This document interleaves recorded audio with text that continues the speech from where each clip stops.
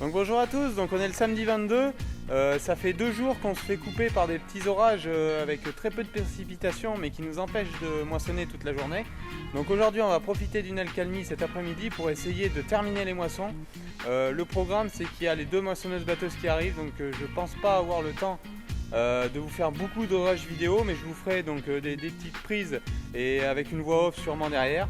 Donc on va prendre le 6810 avec la BMM et on va partir sur le chantier de récolte.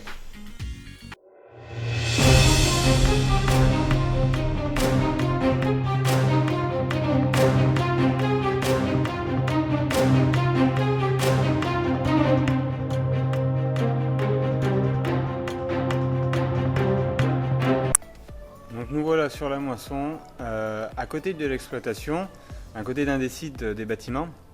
Donc vous voyez les 2 batteuses évoluer dans la même parcelle, donc de petits rendements, là encore. Le souci de verse qui fait reprendre l'arrêt de la grosse moissonneuse pour prendre la récolte dans le bon sens. Donc voilà, vous avez quelques images de cette récolte avec les 2 machines dans la même parcelle et le transbordeur. J'arrive à gérer avec mon stockage la quantité de grains sortis à l'heure, du fait du rendement et du fait que la machine aille reprendre sa raie. Donc voilà quelques images, bon je vais vous laisser sur ces dernières images et on va faire le point du rendement et de la qualité de cette moisson 2017 à la fin de cette vidéo.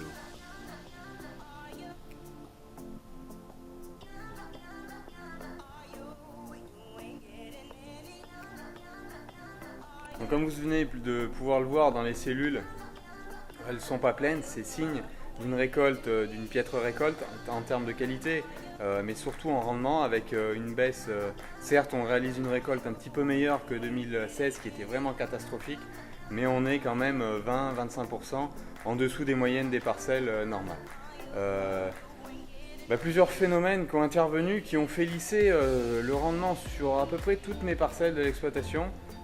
Donc les terres de fond plutôt bonnes en potentiel ont subi le gel, plus que je l'espérais, que je l'avais estimé je pense, parce qu'on n'avait pas de marquage sur le feuillage, on avait du marquage sur les bas de pied, donc avec des bas de tige nécrosés, ce qui a fait accentuer tous les phénomènes qui ont intervenu derrière, un petit peu le phénomène de chaleur et d'échaudage, mais surtout le phénomène qui est intervenu tout de suite avant la récolte, donc c'est l'averse, sur une fin de remplissage qui n'était pas réalisée, qui a bien sûr coupé le remplissage et baissé les poids de 1000 grains et donc les PS des blés.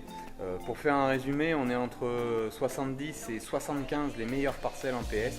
C'est vraiment assez décevant, des parcelles qui ont assez peu de mal à faire 80 en année normale se retrouvent à 75, malgré qu'ils ont été récoltés un petit peu secs, autour de 10,5 d'humidité ces parcelles là, donc avec une récolte à 14 on aurait été 2 points en dessus à peu près, à 87, donc on a quand même 3 points de PS en moins. Un taux de protéines qui est somme toute correct parce qu'entre 12 et 13 de protéines, mais qui de par la baisse du rendement aurait pu être beaucoup plus haut, mais c'est le phénomène de verse qui a coupé ce remplissage qui n'est pas allé amener ce taux de protéines. Donc, comme je vous le disais, donc ces terres de fond ont souffert du gel avec ses pieds nécrosés et de la verse. Sur les terres plus superficielles, c'est un petit peu moins le gel mais un peu plus l'échaudage, comme je l'avais dit dans une vidéo de tour de plaine. Où vous avez eu des images drone, donc vous avez vu par vous-même et tout. Ça aurait été intéressant de voir avec de la cartographie de rendement ces écarts dans la parcelle, parce qu'on a des rendements, c'est plus ces parcelles à potentiel limité qui ont tiré les marrons du feu, avec des rendements plutôt pas normaux, mais entre 10 et 15% de manque, quoi. Et c'est vraiment dans les gros potentiels où là on a vraiment des grosses baisses de rendement.